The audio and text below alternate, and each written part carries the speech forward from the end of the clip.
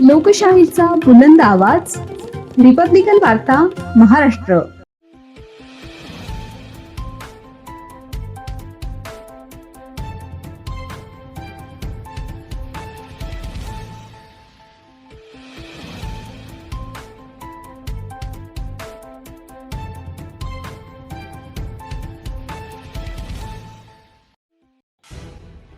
नाशिकमध्ये कोट्यवधींचा भूखंड घोटाळा उघड. बनावट मालक उभे करून जमिनी हडप करणारी टोळी जेरबंद. 2 वकिलांसह 14 आरोपी अटकेत. बनावट आधार कार्ड, राजपत्र आणि बँक खात्यांच्या माध्यमातून फसवणुकीचा धक्कादायक प्रकार. नाशिक शहरातील जमीन व्यवहार क्षेत्राला हादरवून सोडणारा कोट्यवधी रुपयांच्या भूखंड फसवणुकीचा मोठा घोटाळा इंदिरानगर पोलिसांनी उघडकीस आणला आहे.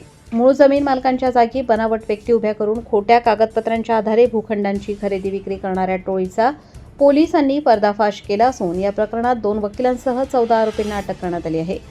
पोलिसांनी दिलेल्या माहितीनुसार चेतनानगरी येथील संतोष संजीव हेगडे यांच्या मालकीचा सर्वे नंबर 889 मधील भूखंड तसेच वडाळा गाव शिवारातील सुधीर जमनादास गुजराती यांच्या मालकीच्या जमिनींचा बनावट ओळखपत्रांच्या आधारे व्यवहार करण्यात आला. आरोपींनी प्रथम मूळ मालकांच्या नावाने बनावट व्यक्ती तयार केल्या. त्यानंतर आधार कार्डमध्ये फेरफार करून त्यावर मूळ मालकांची नावे व पत्ते टाकण्यात आले. या बनावट कागदपत्रांच्या आधारे बँक खाते उघडून संबंधित जमिनीची रजिस्टर खरेदी विक्री करण्यात आली. त्यामुळे मूळ जमीन मालकांसह जमीन खरेदी करणाऱ्यांचीही फसवणूक झाल्याचे तपासात निष्पन्न झाले आहे. विशेष म्हणजे आधार अपडेट प्रक्रियेसाठी आवश्यक असलेले महाराष्ट्र शासनाचे राजपत्र देखील बनावट तयार करण्यात आल्याचे पोलिसांच्या तपासात समोर आले आहे. या प्रकरणात सहभागी असल्याचा आरोप असलेले 2 वकील गुन्हा दाखल झाल्यानंतर नाशिकमधून फरार झाले होते. मात्र इंदिरानगर पोलीस ठाण्याच्या डीबी पथकाने भिवंडी जिल्हा ठाणे येथून त्यांना अटक केली आहे. तपासादरम्यान या टोळीने नाशिक शहरात याच पद्धतीने किमान 5 भूखंड व्यवहारांमध्ये फसवणूक केल्याचे उघड झाले असून त्यातून कोट्यवधी रुपयांचा गैरव्यवहार झाल्याचा संशय व्यक्त करण्यात येत आहे. अटक करण्यात आलेल्या आरोपींमध्ये कपिल आरिफ पाठक, अल्मास करीम सय्यद, रितेश रमेश संसारे, घनश्याम गजाराम गिल, शोभा शंकर मोकणे, भीमराव वाघमारे, मुकेश जाधव, रवींद्र डागळे, शरद मुठेकर, वसीम करीम सय्यद, नईम करीम सय्यद, करीम शरफुद्दीन सय्यद, फिरोजा करीम सय्यद तसेच बनावट सुधीर गुजराती म्हणून काम करणारा बाबूभाई गुलाबभाई मुलतानी यांचा समावेश आहे. जमीन व्यवहाराच्या नावाखाली बनावट ओळखपत्रे, खोटे दस्तऐवज आणि संगनमताचा वापर करून नागरिकांची फसवणूक करणाऱ्या या टोळीविरुद्ध इंदिरानगर पोलिसांनी मोठी कारवाई केली असून या कारवाईमुळे भूखंड माफियांचे धाबे दणाणले आहेत.